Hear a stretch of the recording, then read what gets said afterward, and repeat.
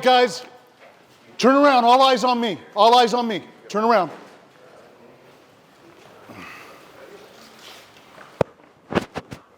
Where's the coach? Where's my coach?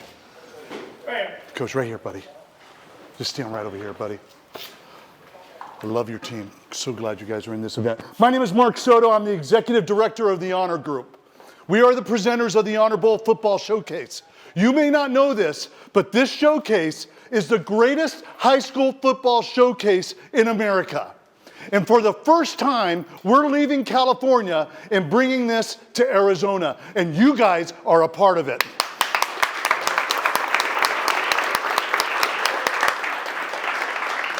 Now, what's important to us as people of the Honor Bowl and our nonprofit is that you understand the heart of this event and why you are here playing in this event. To us, it's much more than a football game.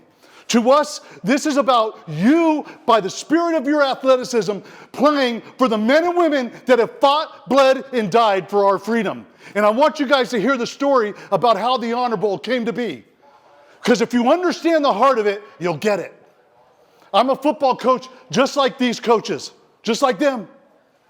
But in 2010, I had a son that joined the Marines, and he was going to serve and take the fight to the Taliban. We had terrible deployments together.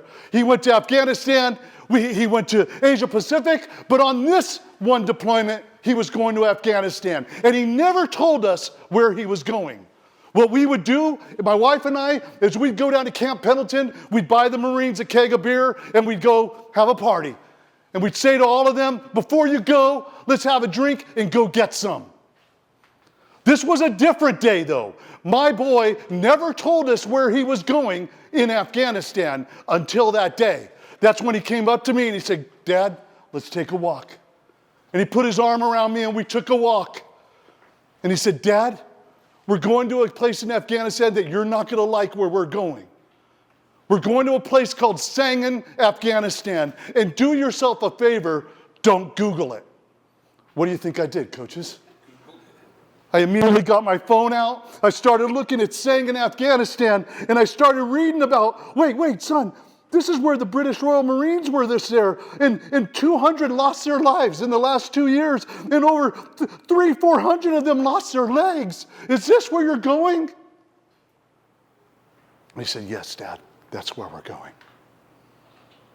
Said goodbye to my son. I never thought I'd see him again, alive.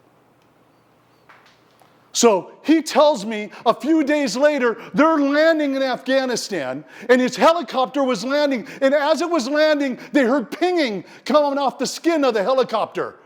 As they were landing in their base, they were getting shot at. When he looked out the window, he saw that they were surrounded by white flags. Now, when we think of white flags, what do we think of, guys? Surrender, right? Not to the Taliban. The Taliban would take spray paint and put sheets on the ground, and with spray paint, death to the Americans, death to the infidels. That's you and I, guys. That's you and I. They get down in the base, they get acclimated to the base, and then the first patrol leaves the gate. It drives down the gate, and a few blocks down the road, they hear this boom! What happened? What happened to that patrol that just left? They're like, guys, breaker, guys, what happened? Are you guys there? Are you guys okay? Are you okay? Radio silence. They go, oh my God, something just happened to that patrol. They mount up, they go out there to see what happened to their buddies. When they arrive, they find that the Humvee that these 4 Marines were in ran over a roadside bomb. The bomb was so big, it lifted it off the ground, twisted it like a corkscrew, and by the time that Humvee hit the ground, 4 Marines were instantly dead. This is where it gets freaky, guys. Remember, I'm a high school football coach. I'm over in Sacramento, California, and a neighbor calls me up the road, and he says, Coach, your son's a Marine, right? Something happened to a family next door to me. Their son's a Marine, and it's not good. I heard crying. Something happened to their Marine. So I go, give me their name. Let me see if I could help. Yes, my son's in Afghanistan. Yes, let me see if I could, anything I could do to help. So I call them, and as I call them, I find out that they're in the airplane on their way to retrieve their son's body at Dover Air Force Base. As I got to know them when they brought their body home, their son's body home, they said, Coach, will you give us the honor of eulogizing our son? What? What? You guys want me to eulogize your son?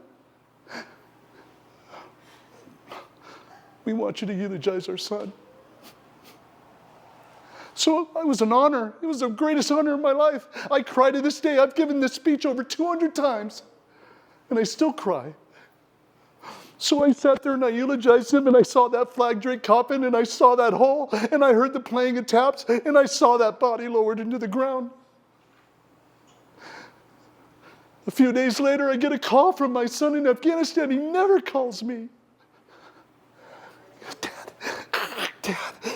Dad, son, are you okay? Are you okay? Your legs there, are you okay? And he tells me, Dad, the colonel tells me that a coach eulogized Victor Dew. Was that you, Dad? Did you eulogize Victor Dew? Yes, son, I eulogized Victor Dew. He said, Dad, I was there. I put him out. I cut him out of the vehicle. Changed my life, guys. Changed my life. It was at that time that I decided that I was going to do something to give back. And that's when a friend of mine, Rick Sutter, and my Gold Star mom, Patty Schumacher, came together and said, what can we do to help the men and women that are bleeding, fighting, dying for our freedom? That's when the Honor Bowl was birthed. The greatest high school football showcase in America. Guys, by the spirit of your athleticism, by what you guys are doing today, it may just seem like a normal football game, and I know you guys are ready to get some. But I'm telling you right now, you're playing for much bigger than that. This is more than a football game. Got it? I want you to meet one of those Marines that was over there with my son. Let's give it up for First Sergeant Freddie Torres.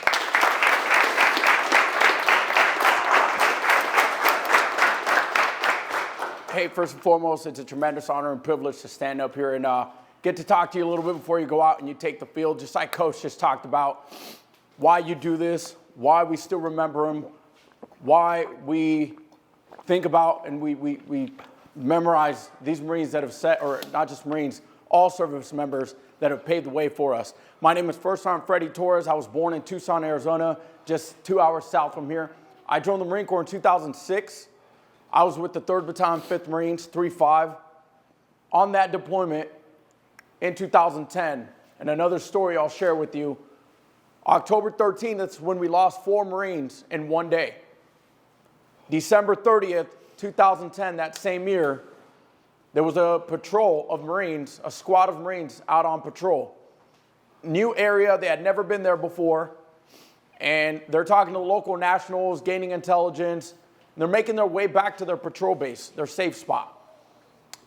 There's 25 Marines on patrol that day. As they're making their way back, entering their patrol base, the back of the patrol, one of the Marines steps on an IED, a roadside bomb, homemade explosives. That IED was 25 pounds big. That IED was meant to blow up and kill every single one of those Marines on that patrol. Thankfully, the Marine that stepped on it, only 4 pounds of that IED went off, so it shattered his foot. Broke his ankle, broke his leg. They got him on a stretcher, got him in a truck, they got him out of Afghanistan. Well, there's still 20-ish pounds out there that needs to get blown in place so the Taliban doesn't pick it up and use it against the Marines. So the squad leader, the one that's in charge, the sergeant, makes a decision that instead of taking all 25 Marines back out there, he's only going to send a 4-man team out there to take some demolition, place it on the floor, and blow it in place. So they do that. 4-man team goes out, 3 Marines go around the corner. The sergeant, the squad leader, places the demolition down.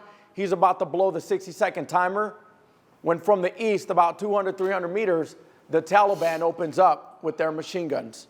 And they start suppressing left and right. Immediately, the sergeant puts his weapon up. He runs in the direction of the Taliban and starts firing back at them for about 20, 30 meters. He sees a waist-high wall, a little divot that he was going to sit behind or stand behind, knee behind, and engage back to the Taliban.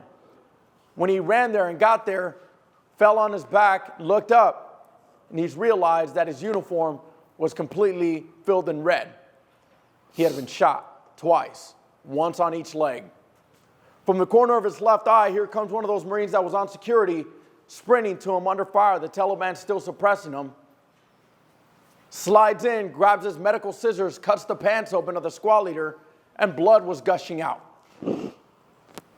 His femoral artery had been shot. That team leader, that Marine that ran to him, put his fingers in, put his palm down, put some gauze in, stopped the bleeding, put a tourniquet on, applied it, got on the radio and said, I need the quick reaction force out here. I need a stretcher to get my sergeant out. He's bleeding out. He's dying if we don't get him out of here. A couple minutes pass by, the stretcher gets out there with the quick reaction force. They put him on the stretcher. On the count of 3, all guns blazing. Every single rocket, every single gun needs to go off so that we can get our squad leader out. Count of 3 goes off, they pick him up, and they're carrying him back the last 100, 150 meters into the patrol base where there's a truck backed up ready to put him in there and get him to the next echelon of care. As he's getting carried out, he's lying on that stretcher. He picks up his left hand, looks over. It's the sergeant of the quick reaction force, his best friend. He grabs his hand and holds it tight, and he says these last words to him. Tell my mom I love her, and tell my boys I'm sorry. Squeezes tight one more time, and he says, tell my mom I love her, and tell my boys I'm sorry. His hand falls. They get him in the truck. They get him out of Afghanistan, get him to Germany, immediately starts having surgeries, get him to California where he starts his recovery. That sergeant made it. That was January 2011 when he started the road to recovery. But that next week, on his first week of being in the hospital in San Diego, the doctors came to him and said, your leg's getting amputated next week. Here's your medical retirement paperwork. You can no longer serve in the Marine Corps. You cannot serve with the prosthetic. So that sergeant fought back with the medical staff, said, give it a couple of weeks. Let's try physical therapy. Let's give it a chance. The doctors were hesitant, but they agreed with him. The 2 to 3 physical therapies a week turned into 2 to 3 physical therapies a day. It went from 2 to 3 times a week to every single day grinding. It came off a wheelchair, came off a walker, came off crutches, started to walk, started to jog, started to run. Because that sergeant, the squad leader, knew that 3 months later, April 2011, the battalion was going to come back from that combat deployment, and he wanted to be there at the bottom of that staircase to receive his squad. So it took a lot of fallbacks. There was a lot of challenge, adversity, a lot of roadblocks, fallbacks that came with that. It was painful. It was not easy. He went against the doctor recommendation. I'll tell you right now, April 2011, when that plane landed in Riverside at March Air Force Base, and that staircase came down, I stood at the bottom of that staircase and I hugged every single one of my squad members that saved my life on December 30th, 2010. Just 3 months prior to that, doctors told me my leg was going to get cut off. They told me my career was over. And I share this story with you not to put myself up here. I share that story with you because of the challenges that I went through, the mental challenges that I went through, the adversity, the times I wanted to give up, the times I didn't want to do it anymore, the times that I thought it was too hard. Because some of you, if not all of you, have gone through a challenge, whether it's an injury on the field, whether it's pain, whether it's at home, whether it's a relationship, whether it's your family, whether it's fill in your blank, whatever it is. Whatever struggle and challenge you faced, and you came out of that. You've overcame it, just like I did.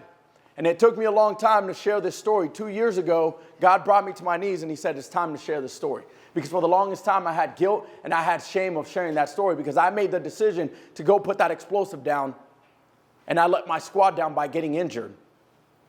So I carried that guilt with me for a long time and I carried that shame because I made the decision. But again, taking it back 2 years ago, God said, it's time to get on your knees, give it all to me, surrender, submit, and I was obedient to him. And now I get to minister to young adults, youth, every single week. I get to minister to high schoolers every single week at my youth program at my church. And it's the biggest blessing, and I'm so grateful for it. God, I'm truly a believer now. God kept me around to share this story and many others that have gotten me to where I'm at today. That's the combat stuff. Not to mention the childhood stuff, growing up without a father. Most of my life, I saw my father more through a glass wall and a phone in a prison than I did in person. And now I get to take those struggles, plus a lot more, a mother that raised 5 of us on her own with 2 to 3 jobs, and I get to minister and get these youth and young adults through what they're going through. God used me for that manner. So when you go out there, remember what you're playing for.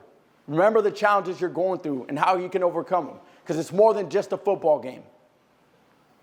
You're going to see 25 Marines out there that didn't make it back. From October 7th, 2010 to January 20th, 2011, in a 4-month span, we lost 25 Marines. And here I was thinking I was going to be on that banner or my picture was going to be on there. But God kept me around for a reason. Best of luck tonight, the rest of the season. Thank you, and God bless every single one of you. First Sergeant Freddie Torres. First Sergeant Freddie Torres. All right, Downey, head coach. Coach, one of your men is going to have the honor of carrying the flag onto the football field tonight when you're announced before your game. Who is that man? Debo. Where's Debo? Debo, congratulations, son. Congratulations, Debo. All right, so before the game, before the beginning of the building of the battle cross, before we do the pageantry before the game, and you guys get announced, Debo, you will lead your team through the flag tunnel, and I will hand you that flag. Have fun with it, buddy, all right? This is the Honor Bowl, all right? Give all that media a lot of great pictures. You got it, Debo? All right, team. All right, after the game, your coach will vote who will be the character winner of your team.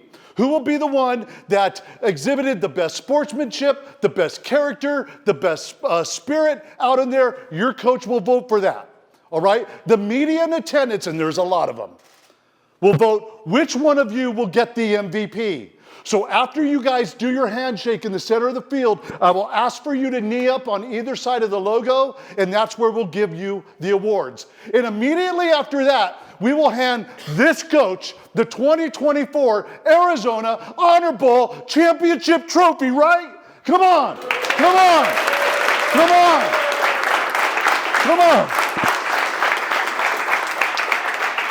Coach, in this packet are Honor Bowl decals. We ask that you put them on the helmets. Every athlete gets one. It's an honor to see these on your helmets and just wear them throughout the year. There's a secret to these decals too, my friend, is the ones that wear them go deep into the playoffs. So go get some, all right? All right, guys, stand up, stand up, stand up, stand up, stand up. Arms up, arms up, arms up. The 3-5 Marines have a saying, and it's get some. And when I say 3-5, you say get some. 3-5! 3-5! 3-5! Woo! Get some!